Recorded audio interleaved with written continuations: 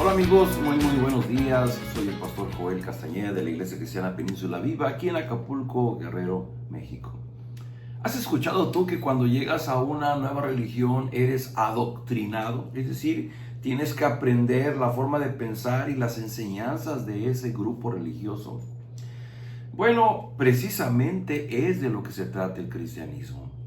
La única diferencia es que nosotros recibimos las enseñanzas que Dios nos ha dejado en la Biblia, en las Sagradas Escrituras.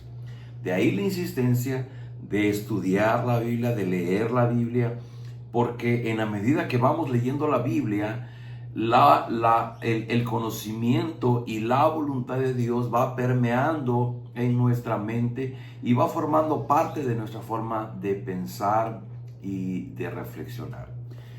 Les explico esto porque vamos a entrar a la última parte del capítulo 78 que ya hemos visto por 4 días y vean ustedes de qué habla. Dice capítulo 78, versículos 56 al final. Pero pusieron a Dios a prueba, se pusieron al Dios Altísimo y desobedecieron sus mandatos. No eran dignos de confianza, se portaban igual que sus padres, pero pues traicionaron a Dios y no le fueron fieles. Dios se puso muy furioso y rechazó del todo a Israel. Se sintió traicionado, pues adoraron dioses falsos y le construyeron santuarios. Por eso Dios abandonó Silo, que era donde vivía en este mundo. Dejó que el cofre del pacto, que era el símbolo de su poder, cayera en manos enemigas. Tanto se enojó con su pueblo que los hizo perder sus batallas. El fuego acabó con sus muchachos. Las novias no tuvieron fiesta de bodas. Sus sacerdotes perdieron la vida y sus viudas no les guardaron luto.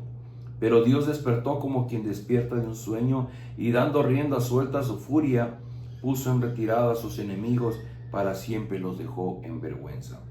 Se negó a favorecer a los de la tribu de Efraín, pero eligió a la tribu de Judá y a su amada Jerusalén. En lo alto del monte Sión construyó su templo, alto como los cielos y firme para siempre como la tierra.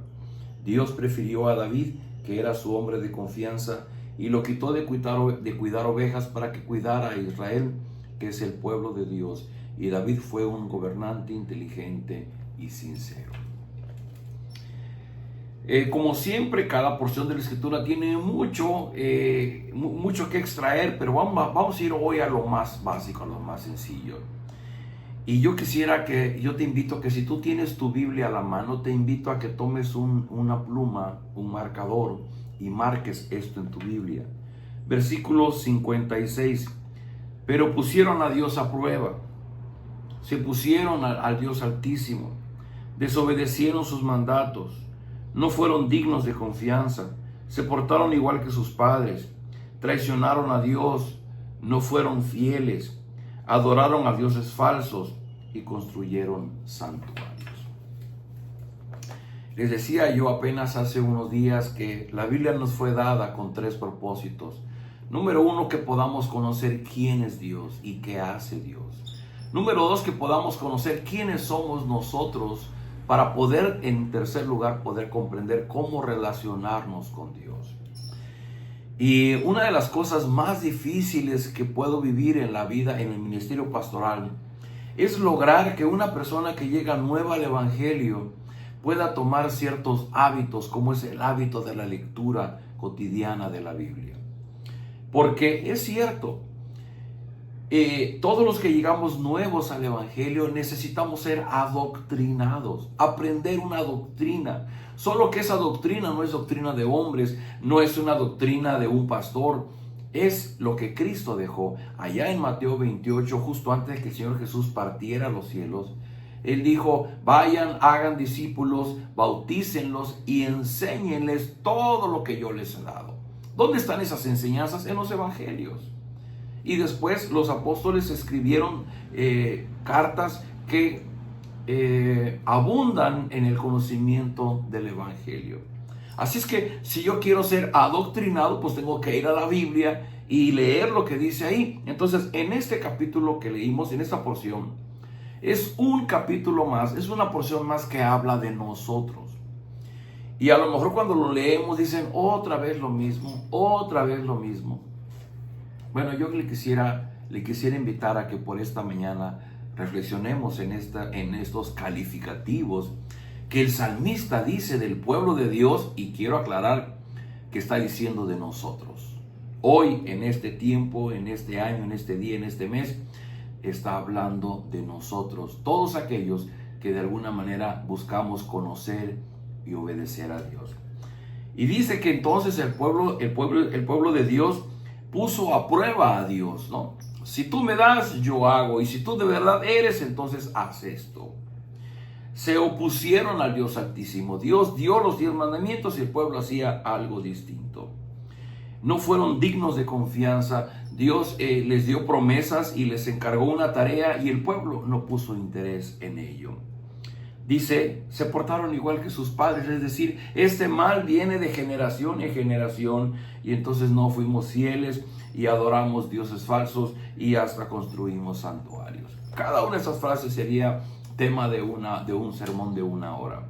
Pero solamente déjeme resumirlo. ¿De qué está hablando el salmista? Está hablando de nosotros, de cómo somos en nuestra naturaleza. Queridos amigos, hay distintas posiciones filosóficas y humanistas alrededor de esto. Porque pareciera que hoy día en nuestro pensamiento humanista lo que queremos es sentirnos bien. Y para sentirnos bien, entonces resaltamos nuestras cualidades, resaltamos las características que tenemos como fortalezas y procuramos esconder nuestras debilidades, que nadie las vea, porque nuestras debilidades nos hacen sentir mal, porque nuestras debilidades nos duelen, nos lastiman. Y lo que el salmista está haciendo, está adoctrinándonos, nos está repitiendo una y otra vez. Esto que estamos leyendo aquí no es nuevo, lo hemos leído desde Éxodo, de Levítico, desde Números y ahora en Salmos. Y si leyéramos a los profetas, vamos a leer casi lo mismo. ¿Por qué es tan repetitivo esto? Número 1, porque Dios quiere adoctrinarnos, quiere que aprendamos que para Él lo importante es la verdad. ¿Cuál es la verdad de Dios? La verdad es que nosotros somos personas que nos oponemos a Dios, que lo ponemos a prueba, que lo desobedecemos, que somos igual que nuestros padres, que adoramos dioses falsos, que les construimos santuarios. Así somos las personas. Y cuando digo las personas, digo los 8,000 millones de personas que habemos en el mundo. Ahora veamos lo siguiente. Dice versículo 60. Desde el 58, Dios se puso furioso, rechazó a todo Israel. 60, por eso abandonó Silo, que era donde vivía, dejó que se perdiera el cofre del pacto, se negó a ayudar a los israelitas en sus batallas. Dice el 65, pero Dios despertó como quien despierta de un sueño, dando rienda suelta a su furia. Y entonces dice el 69, en lo alto del monte Sión construyó su templo, alto como los cielos y firme para siempre como la tierra. Dios prefirió a David, que era su hombre de confianza, y lo quitó de cuidar ovejas para cuidar a Israel, que es el pueblo de Dios. Les he dicho, la Biblia nos permite conocer quiénes somos nosotros, pero también quién es Dios. Y este salmo está reflejando que nuestra desobediencia despierta el enojo, despierta la ira de Dios. Porque Dios nos creó y nos creó con un propósito. Ese propósito es que permanezcamos en comunión y respetando su autoridad para ser obedientes ante Él. Él creó este mundo, le pertenecemos.